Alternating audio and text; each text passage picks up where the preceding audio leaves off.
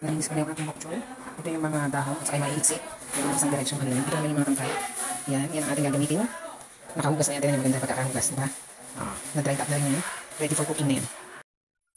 Good morning sa lahat. Request ni sister na magluto ako ng bok choy ulit. So, nagpabili ako worth 300 pesos na bok choy. Yan, mukhang okay naman. Iwain ko na to. Siguro mga 2 hati lang. Gigisayin ko lang to sa garlic. Sauteed in garlic lang. Masarap na yan. Diba? Hugasan ko na muna yan. Bok choy.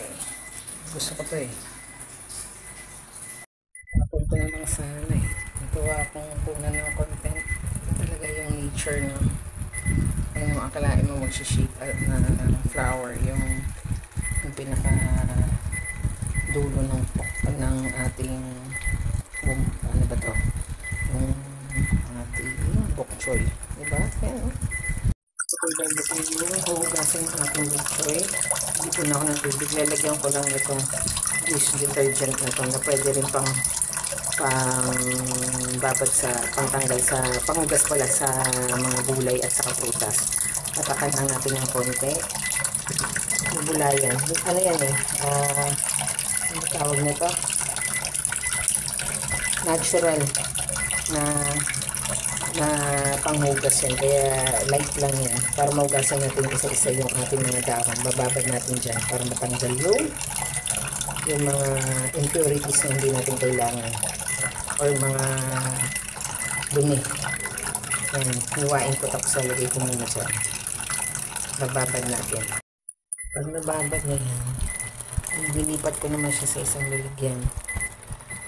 Yung dishwashing liquid na to, organic eh. All natural. Dito natin ilalagay. Hugasan ko pa yun ulit. Siyempre.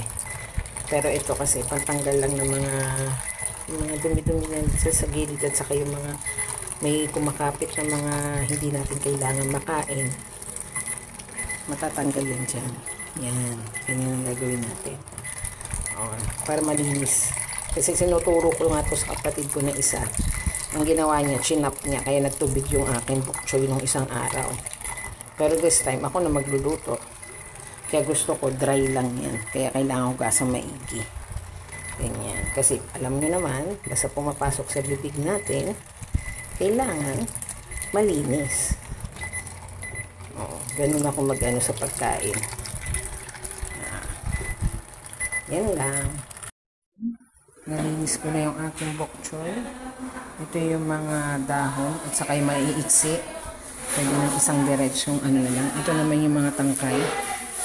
Yan ang ating gagamitin.